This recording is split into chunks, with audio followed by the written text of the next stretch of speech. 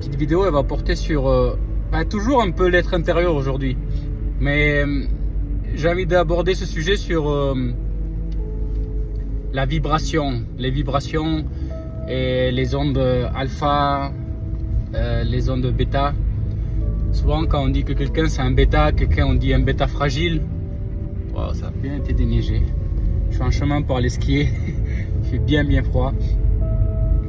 Du coup on dit souvent qu'une personne qui est bêta c'est quelqu'un de fragile. Et le mâle alpha, c'est les loups alpha, c'est quelqu'un de fort, quelqu'un de puissant, quelqu'un qui a un gros caractère. Et il faut se tromper sur ça. Quelqu'un qui a un gros caractère, c'est quelqu'un justement de très sage. Souvent, quand on entend les gens crier, s'énerver pour rien, on dit c'est quelqu'un qui a un gros caractère. Mais c'est juste une faiblesse. Il laisse ses émotions s'exprimer à tout champ et ça devient n'importe quoi. Et on dit que c'est quelqu'un qui a un gros caractère. Au contraire, un mâle alpha, justement, c'est quelqu'un qui sait maîtriser ses émotions.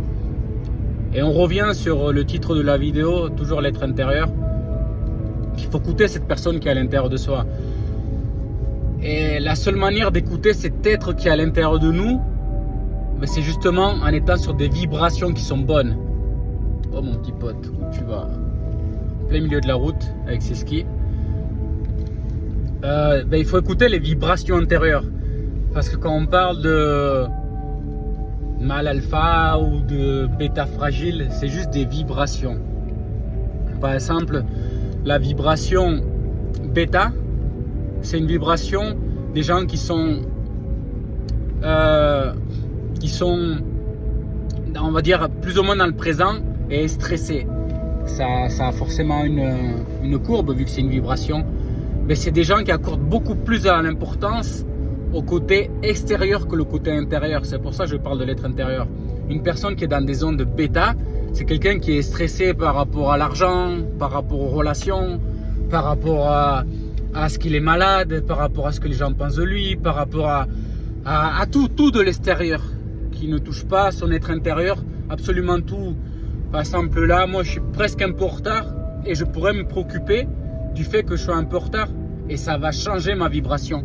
Ça va l'amener dans une onde bêta supérieure, plus augmentée. Ça sert à rien. Bah ouais, peut-être je vais être trop en retard, mais c'est pas grave. C'est rien. Et du coup, c'est ça. Voilà, c'est magnifique. C'est vraiment très beau. C'est ça les ondes.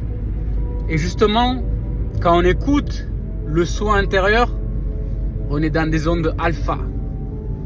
Ne pensez pas du tout au mâle alpha ni en tout ça, c'est vraiment une vibration. Qu'est-ce que la vibration alpha? C'est une personne qui est presque dans la méditation, tu vois, qui est un peu presque en somnolence.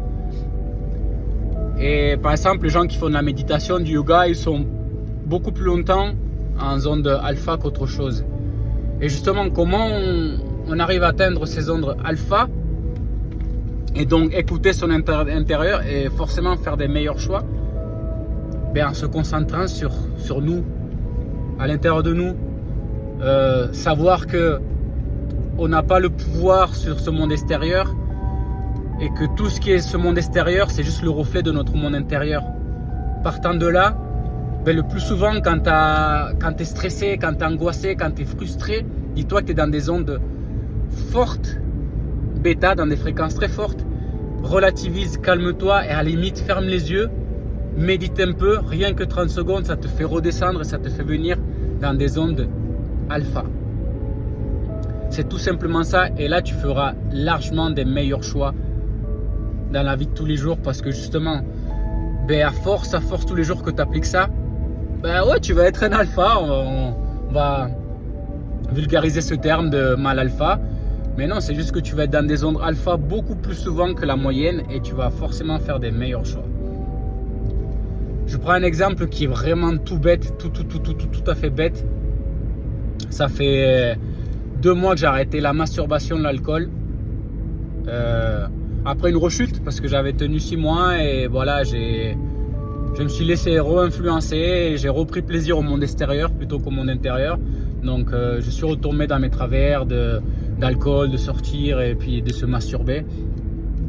Et du coup, je viens de fêter mes 2 mois au jour d'aujourd'hui. Et après mon sport de ce matin, la méditation, il y a quelque chose à l'intérieur de moi qui me disait va te doucher, mais une douche froide. Et j'ai déjà fait il y a 3 ans auparavant une cure de douche froide, et ce qui est vraiment génial. Et j'ai trouvé ça compliqué, forcément je me forçais tous les jours à le faire, je me forçais. Et au jour d'aujourd'hui, le matin il me disait va prendre une douche. C'est mon être intérieur qui me disait, c'est vraiment mes ondes alpha. J'ai pris cette douche froide, waouh! Je me suis déconnecté totalement, je sentais des vibrations partout dans mon corps. Et étonnamment, ça n'a pas été difficile de prendre la douche froide. Franchement, je l'ai prise et j'étais étonné. Alors que là, il fait -7 dehors. J'ai quand même pris une douche froide. C'était compliqué pour moi il y a 3 ans de prendre une douche froide pendant l'hiver. J'arrêtais souvent les hivers.